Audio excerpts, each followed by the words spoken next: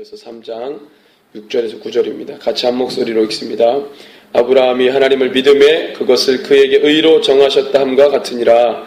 그런즉 믿음으로 말미암은 자들은 아브라함의 자손인 줄 알지어다. 또 하나님이 이방을 믿음으로 말미암아 의로 정하실 것을 성경이 미리 알고 먼저 아브라함에게 복음을 전하되 모든 이방인이 너로 말미암아 복을 받으리라 하였느니라. 그러므로 믿음으로 말미암은 자는 믿음이 있는 아브라함과 함께 복을 받느니라. 아멘. 네, 우리 오늘 바울의 행전 12번째 시간입니다. 누구의 소유가 될 것인가? 누구의 소유가 될 것인가? 라는 제목으로 말씀 함께 나누겠습니다.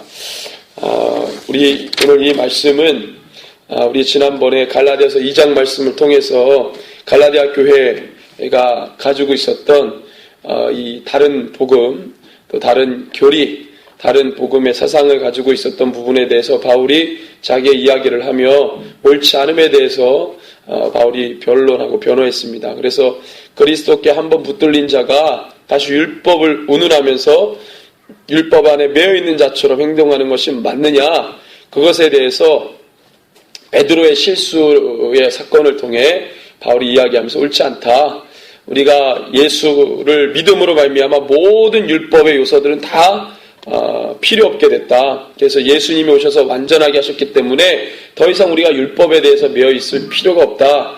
바울이 이제 그 얘기를 했습니다. 오늘도 같은 맥락에서 우리가 말씀을 볼 수 있는데 3장에 관한 이 말씀의 내용은 율법이 아니라 이 믿음으로 난 의, 율법의 의로가 아니라 믿음으로서의 의를 바울이 이제 강조하는 내용들이죠. 그래서 3장 우리 말씀을 1절에서 5절까지 한번 같이 읽겠습니다. 어리석도다 갈라디아 사람들아, 예수 그리스도께서 십자가에 못 박이신 것이 너희 눈앞에 밝히 보이거늘 누가 너희를 꾀더냐? 내가 너희에게 다만 이것을 알려 하노니 너희가 성령을 받은 것이 율법의 행위로냐 혹은 듣고 믿음으로냐? 너희가 이같이 어리석으냐? 성령으로 시작하였다가 이제는 육체로 마치겠느냐? 너희가 이같이 많은 괴로움을 헛되이 받았느냐? 과연 헛되냐? 너희에게 성령을 주시고 너희 가운데서 능력을 행하시는 이의 일이 율법의 행위로서냐 혹은 듣고 믿음에서냐? 아멘. 여러분들, 이 부분이 어떻게 보면은 참 답답할 수 있는데, 어떻게 예수 그리스도를 안 믿으면 상관없는데 그러면 율법을 붙들고 율법에 매여 있다고 한다면 예수를 모르니까, 예수를 안 믿었으니까, 그분을 인격적으로 내가 받아들이지 않았으니까 뭐 얼마든지 그럴 수 있다고 생각하지만, 바울이 지금 안타깝게 여기는 거는 왜 예수를 믿었는데도 불구하고 율법을 붙들고 있느냐 이 말입니다. 그래서 여기서 사실은 아브라함으로부터 하나님께서 약속하신 그 복을 모든 사람들이 받는데, 특별히 이스라엘 백성들은 선민의식, 아브라함으로부터 오는 하나님의 언약을 받는 그 모든 복을 받는 백성이라고 자신들이 말했는데, 사실은 예수 그리스도를 믿으니까 이방인도 믿고 그 전에는 개처럼 여겼던 이방인도 주님 안으로 들어오고, 그러면 아브라함에게 주신 하나님의 말씀의 그 복이 내가 예수를 믿고 난 다음에 패하게 됐느냐, 아니면은 다시 갱신이 돼서 여전히 아브라함으로부터 흘러오는 복이 예수를 믿은 다음에도 모든 자들에게 동일하게 똑같이 적용되느냐, 이 부분에 대해서 이야기를 많이 했단 말이죠. 그런데 사실은 율법이라는 것을 보면은요, 이스라엘 백성들은 도저히 그거를 양보할 수가 없는 거예요. 왜? 아브라함은 내 민족 조상이고 하나님이 아브라함을 택하셔서 아브라함부터 줄줄줄줄이 나와가지고 유대 민족, 이스라엘 민족 이렇게 쭉 됐는데, 자기네들 조상이지 어떻게 이방인의 조상까지 되느냐, 절대로 양보할 수 없는 부분이거든요. 근데 바울은 유대인이면서 율법에 정통했던, 그러나 예수님을 만났던 바울은 전혀 그렇게 보지 않았습니다. 왜 그렇습니까? 아브라함은 율법을 받기 400년 전 사람이라는 거예요. 그렇게 율법을 최고의 하나님, 거의 하나님 수준으로 율법을 맹신하는 이스라엘 백성들에게 아브라함은 정말 이 대단한 사람 아닙니까? 이 민족의 시작이니까, 뿌리고. 그러니까 아브라함 자기네들 조상만이어야 되는데, 어떻게 이 족보도 없는 이방인, 개처럼 여겼던 이방인들까지도 아브라함의 자손으로 다 들어오느냐? 누구 때문에? 예수 때문에. 예수를 내칠 수는 없고, 내가 예수 믿으니까. 그래서 계속해서 그것에 대해서 질문하게 되고 의혹을 품게 됩니다. 마치 내가 말은 안 했지만 같은 교회 안에서 저 이방인은 내가 예전에 개 취급했던 사람이고, 같이 들어올 수 없는 사람인데 예수의 은총으로 들어왔다 이 말이죠. 그래도 저놈은 안 돼. 이게 은연중에 있는 거예요. 저놈은 안 돼. 예. 구원을 받아도 우선순위가 있다면 내가 먼저고 저놈은 될지 안 될지 몰라. 뭐 이런 식으로 그 사람을 폄하하고 깎아내리는 게 교회 안에 공공연하게 있었어요. 그러니까 늘 유대인이면서 그리스도인으로 개종한 사람들은 예수가 먼저가 아니라 율법이 먼저인 거예요. 출신 성부부터가 다르다는 거예요. 우리나라에도 있었어요, 그런 게.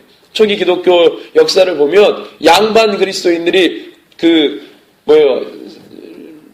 종 그리스도인들을 아주 업신여겼단 말이죠. 같이 한 공간에 어떻게 예배를 드리느냐 이러면서 말도 안 된다.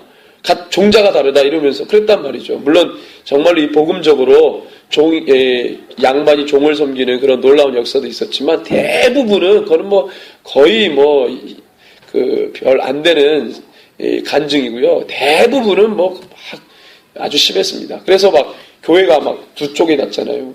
양반들이 나와가지고 쌍놈들하고 같이 예배 못 드린다고 나와가지고 교회 세우고 비일비재합니다. 이게 우리나라의 모습이었었어요. 유대인들도 마찬가지죠. 하루아침에 이게 바뀝니까? 바뀌지 않죠. 수천 년 동안에 그리 살아왔는 유대인들이 개처럼 여겼던 이방인들을 어떻게 품습니까? 아무리 내가 예수를 믿었다 해도 그럴 수 없는 거죠. 자꾸 그게 고개를 드는 거예요. 그래서 바울은 안타까운 거죠. 예수를 믿으면서도 왜 어떻게 율법으로 할례를 받아야 되고 아직도 율법이 유효한 것처럼 말을 하느냐. 바울이 그 부분에 대해서 너무 안타까웠어요. 아브라함은 율법을 받기도 전 400년 전 사람이다. 그리고 아브라함은 율법으로 언약받은 게 아니고 아브라함은 율법으로 의를 행동한 사람이 아니라 믿음으로 하나님께 의롭다 칭함을 받았다. 이걸 우리가 이신칭이라고 그러잖아요. 율법으로 뭔가를 하나님이 나에게 법을 주셔서 그걸 지킴으로 의로운 게 아니라 그거를 믿으니까 그냥 믿어버리니까 하나님 의롭다 그랬단 말이죠. 율법이 있기 전에도 율법이 있기 400년 전에 이미 아브라함이 하나님의 말씀의 약속을 믿어버렸다 이 말이에요. 그래서 믿음으로 너를 의롭게 하겠다. 그런데 아직도 율법의 유효성에 강조하는 자들은 율법을 지킴으로 특별히 할례 이거는 양보를 못하는 거죠. 할례 꼭 받아야 되죠. 할례를 받아야지만 뭔가 이제 그때부터가 시작되는 것처럼. 그렇지만 바울은 그렇게 하지 않았습니다. 할례를 받았고 이미 받은 건 상관없고 받고 싶은 사람은 얼마든지 받아라 이거예요. 안 받아도 되는 사람에 대해서 책망하지 말라 이거죠. 그래서 상관없다는 거예요. 바울이 이 같은 입장을 갖고 있었습니다. 자, 그래서 이 3장에서는요 계속적으로 율법을 통해서 예수님의 구원 사역을 약화시키려고 하는 그런 움직임들, 그런 다른 복음들에 대해서 바울이 계속적으로 경계합니다. 자, 그래서 오늘 우리가 읽었던 6절에서 9절이 핵심일 수 있는데 우리 6절만 다시 한번 읽어봅니다. 아브라함이 하나님을 믿음에 그것을 그의 의로 정하셨담과 같으니라 그랬습니다. 이걸 우리 이신칭이라고 하죠. 자, 그래서 그런즉 믿음으로 말미암은 자들은요 아브라함의 자손인 줄 알지어다 그랬어요. 유대 혈통만이 아니라 믿음으로 하나님을 믿는 모든 자, 믿음으로 하나님의 약속을 취한 모든 자들은 다 아브라함의 자손이다. 주님이 그랬습니다. 너희가 피리를 불어도 곡하지 않고 너희가 춤추지도 않고 기뻐하지도 않고 슬퍼하지도 않아. 그럼 예수님이 어떻게 하신다 그랬습니까? 이 돌들로도 아브라함의 자손이 되게 하겠다 그랬어요. 여러분들 삭개오는 모든 것을 버리고 내가 훔치거나 그런 것이 있으면 다 주겠다 그랬어요. 그랬더니 예수님께서 삭개오에게 이도 아브라함의 자손이라고 말했습니다. 계치금 받았던 그가. 상관없다는 거예요. 주님을 믿고 따라가는 모든 자들은 이미 아브라함의 자손이라고 주님이 선포해버리셨어요. 놀라운 역사죠. 자, 여러분들 그래서 우리의 오늘 제목이 뭐였습니까? 누구의 소유가 될 것이냐예요. 예수를 믿음에도 불구하고 아직도 율법의 소유가 될 것이냐, 그리스도 그 복음 안에 소유자가 될 것이냐, 예수의 복음의 소유자가 될 것이냐, 율법의 소유자가 될 것이냐. 오늘날로 말하면 내가 주님을 따른다고 했는데 교회 안에 몸은 있는데 여전히 세상 가치를 살아가고 있어요. 그러면 나는 예수에 속한 자가 아니라 세상에 속한 자입니다. 내 멘탈을 다 지배한 게 세상이니까, 세상 가치니까. 내가 찬양 부른다고 해서 기도한다고 해서 그 다음에 예배를 드리고 있다고 해서 하나님의 자녀가 아니라 내 모든 행동 양식을 다 이끌어가는 게 세상 가치라면 나는 세상의 소유자인 거예요. 세상이 나를 소유로 삼아버린 거예요. 나는 세상에 속한 거예요. 그런데 나의 모든 삶을 예배를 드릴 뿐만 아니라 나의 모든 행동 양식을 말씀이, 복음이, 진리가, 예수가 나를 붙들고 흔든다? 그럼 나는 주님께 속해 있는 겁니다. 이 소유권 싸움이 엄청난 거예요. 여러분들 헤게모니라는 단어 아시죠? 헤게모니. 이 헤게모니라는 단어가 뭡니까? 모든 것 위에 있어서 그것을 통제하고 이끌어간다는 뜻입니다. 헤게모니. 그래서 헤게모니라는 단어를 쓸 때 늘 등장하는 나라가 있습니다. 미국 아니에요, 미국. 모든 세계에 헤게모니를 쥔 절대 강국 미국. 미국의 헤게모니를 이야기할 때 딱 두 가지 이야기하는 게 있는데 뭐냐면 하나는 달러, 오일 달러하고 또 하나는 이 군사력이에요, 군사력. 미국의 군사력과 오일 달러는 서로가 서로를 지지해주는 버팀목이 되죠. 세계 군사 강국이라는 이 타이틀을 빼버리면 미국은 종이호랑이 되는 거예요, 종이호랑이. 또 둘 중에서 오일 달러만 빼도 미국은 또 종이호랑이 되는 거예요. 이 두 가지가 미국을 지탱하는 헤게모니 국가로 만드는 두 개의 이 버팀목이 되는 거죠. 여러분들 교회가 당연히 헤게모니, 세계를 지배하는 헤게모니여야 되는데 지금 사실 그렇지 않습니다. 개념은 그래도 지금 세계를 쥐고 흔드는 헤게모니는 뭡니까? 더 이상 기독교가 아닙니다. 과거에는 그랬지만 지금은 그렇지 않아요. 지금은 세상 사상과 논리와 가치가 교회의 헤게모니를 빼앗아가 버렸습니다. 그래서 사람들의 마음을 다 쥐고 흔들었어요. 특별히 만몬이라고 하는 그 절대 우상이 사람들의 마음을 다 훔쳐가 버렸습니다. 옛날에는 주님을 믿고 따라가는 절대 신자였는데 세상에 훈련받고 세상의 제자가 되는 순간, 세상의 가치대로 살아가는 순간 예수의 제자가 아니라 가룟 유다가 되는 거예요. 그래서 돈에 미쳐서 세상 가치에 미쳐가지고 휘둘려서 주님을 따라가지 못하고 세상 따라가는 그런 일들이 우리 안에 너무나도 많이 벌어지고 있다는 것입니다. 오늘날 그렇습니다. 오늘날 더 심해졌죠. 더. 그래서 교회 안에는 복음적인 신자보다는 세상 가치에 훈련받은 세상 제자들이 넘쳐납니다. 넘쳐나요. 누가 진짜 신자인지 알아보지 못할 정도로 이리가 양의 탈을 쓰고 이렇게 있는데 또 가라지가 알곡 사이에 숨어 있어가지고 어느 게 알곡이고 가라지인지 모르는 거예요. 뽑으려고 그러니까 주인이 뽑지 말라 그래요. 종들이 뽑으려고 그러니까 뽑지 마라. 왜? 가라지 뽑다가 알곡까지 뽑힐까? 마지막 날 탈고 갈 때, 추수할 때 탈고 갈 때 자연적으로 그 존재 자체로 심판받게 되죠. 저는 농사를 안 지어서 모르겠는데 탈곡할 때 가라지와 이 알곡이 저절로 나뉘어진대요. 가라지는 가벼워서 날아가고 알곡은 무거우니까 밑으로 떨어진다 그래요. 뭐 이제 그게 그런 기계가 있다는데 어쨌든 간에 존재 자체로 알곡이라는 존재 자체로 알곡이라면 하나님 구원 받을 것이고 가라지는 자체가 가볍잖아요. 그러니까 존재 자체로 흩날려져 버리고 심판받아 버린다는 거죠. 그러니까 마지막 때 그렇게 된다는 거예요. 자연적으로 갈라지게 된다. 존재 자체로 갈라지게 된다. 구분되게 된다. 이런 말씀을 하신 겁니다. 지금 오늘날 우리가 살아가는 이 시대가 이런 어떤 소유권 헤게모니 싸움이 아주 첨예하게 대립한다는 거예요.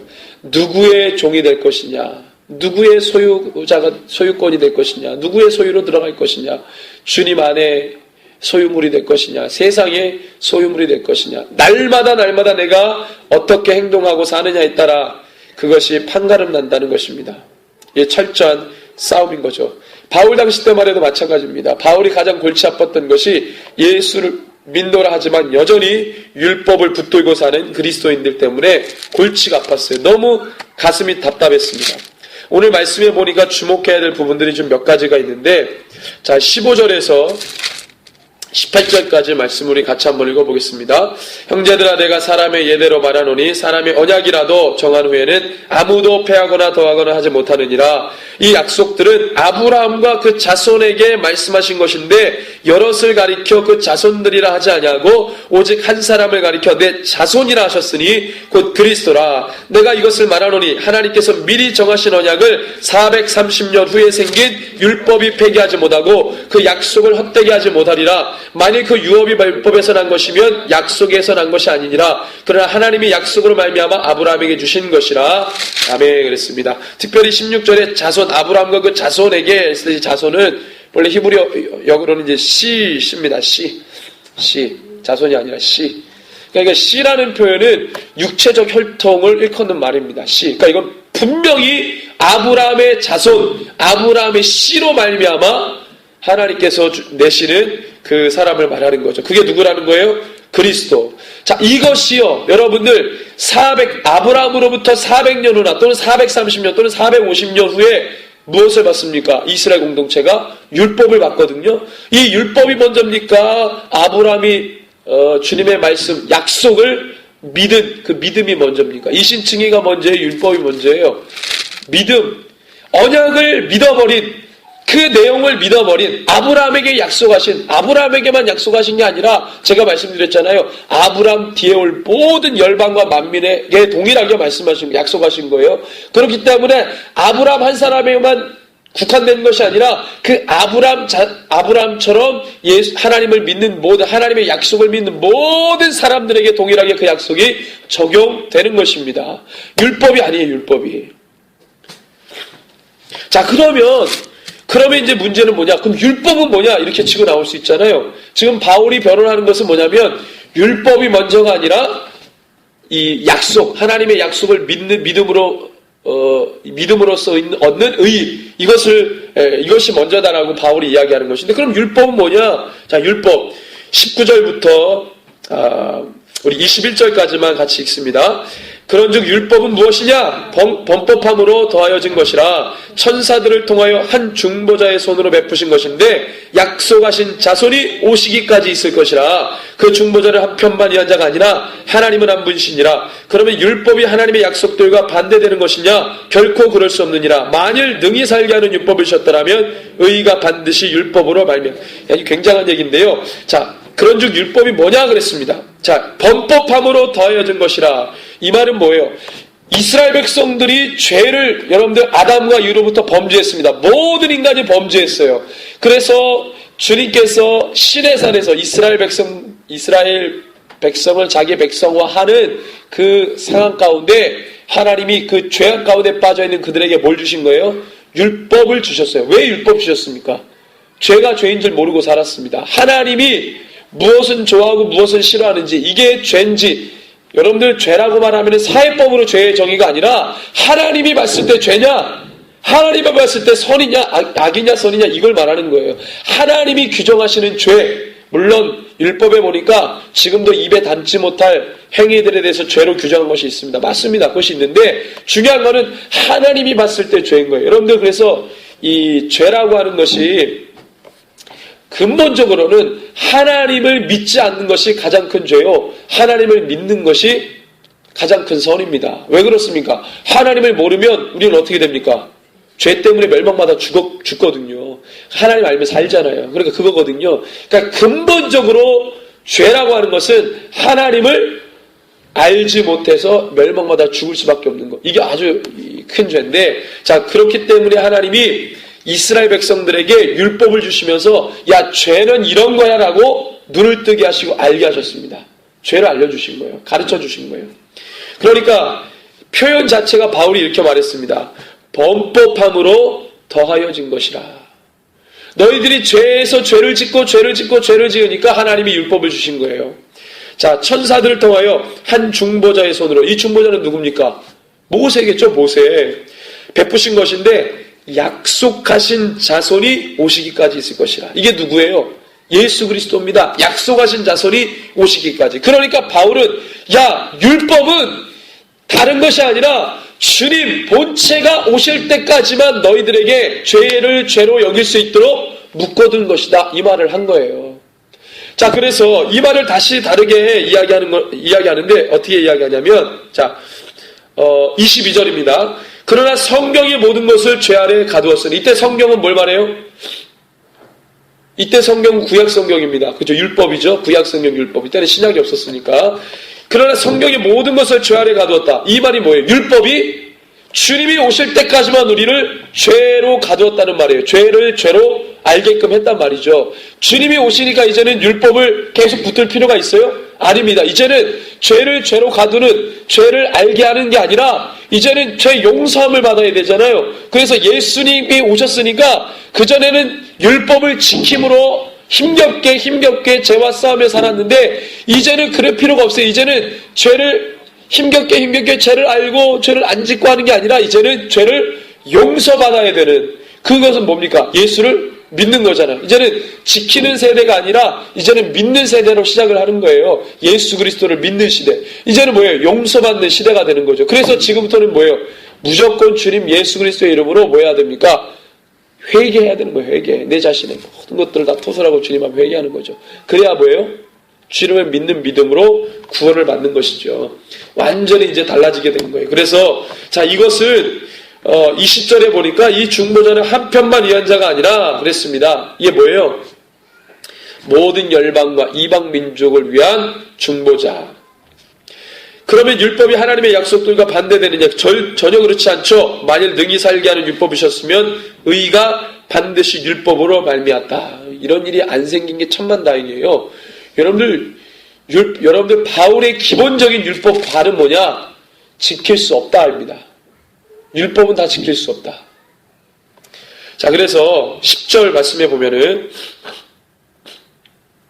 11절이죠. 같이 10절 11절 읽습니다. 물은 율법 행위에 속한 자들은 저주 아래 있나니 기록된 바 누구든지 율법책에 기록된 대로 모든 일을 항상 행하지 아니하는 자는 저주 아래 있는 자라 했습니다. 또 하나님 앞에서 아무도 율법으로 말미암아 의롭게 되지 못할 것이 분명하니 이는 의인은 믿음으로 살리라 하였습니다.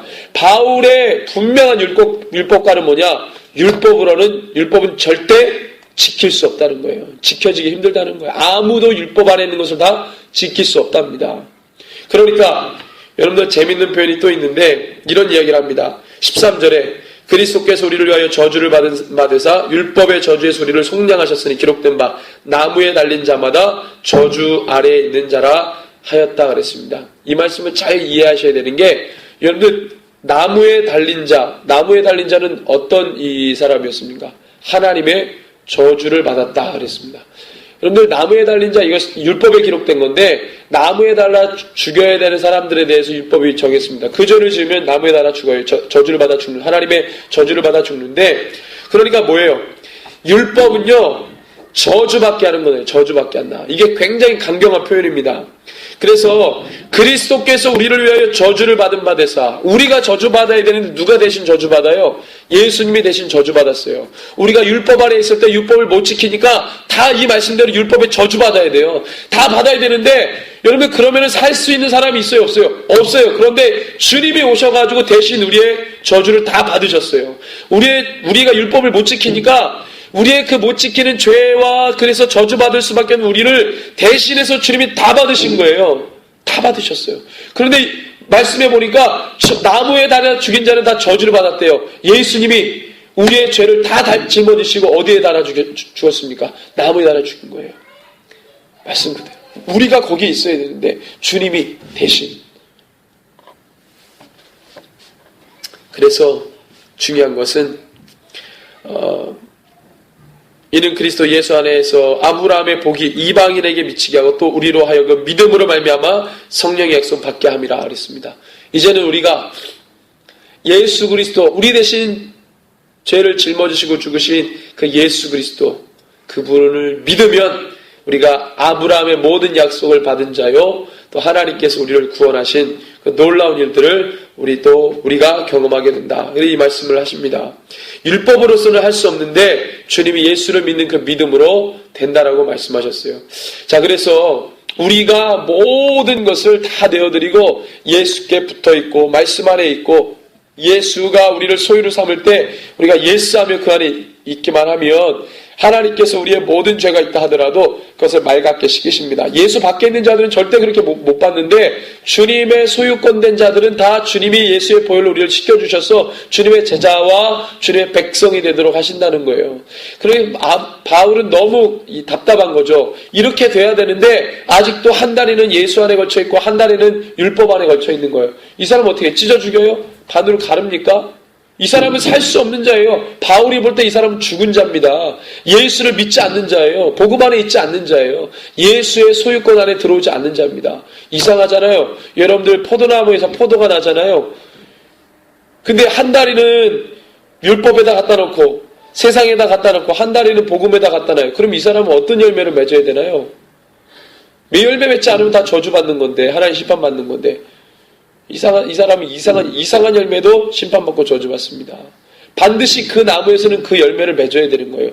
우리가 가지고, 우리 주님은 포도나무라 그러셨습니다. 우리가 가지가 포도나무에 붙어 있을 때 포도 열매가 맺는 거죠. 다른 이상한 게 맺혀지면 누가 이상한 거예요? 포도나무가 이상한 거죠. 우리가 이상한 게 아니라. 근데 우리 주님이 이상할 일은 없고, 우리 주님이 포도나무라면, 응당 포도나무에 붙어 있는 가지라면 포도 열매를 맺혀야 되는 거죠. 근데 열매를 못 맺어요? 그러면 포도나무와 가지가 떨어져 있다는 거예요? 붙어 있다는 거예요? 떨어져 있다는 거죠. 그래서 하나님이 그것을 모아다가 불에 사른다 그랬습니다. 그래서 우리 보고 꼭 가지는 포도나무에 붙어 있어야 된다고 주님이 말씀하신 거예요. 우리의 소유권이 어디에 있어야 되느냐? 세상에 있지 않고 한 발 한 발 이렇게 내딛는 게 아니라 전부 다 우리의 모든 것이 다 예수에게로 귀결돼야 된다. 그것을 오늘 말씀하시는 겁니다. 2000년 전에 바울은 율법과 복음 안에서 이것을 설교했지만 지금 우리는 율법을 지키지 않잖아요. 뭘 율법처럼 지킵니까? 세상 가치를 율법처럼 지켜요. 그걸 띄워놓고 그것을 위해서 부단히 달려갑니다. 그것 때문에 스트레스 받고 그것 때문에 절망하고 그것 때문에 막 낙심하고 돼야 되는데 또 현실은 안 되고 이게 율법을 지켰던 유대인들하고 똑같거든요.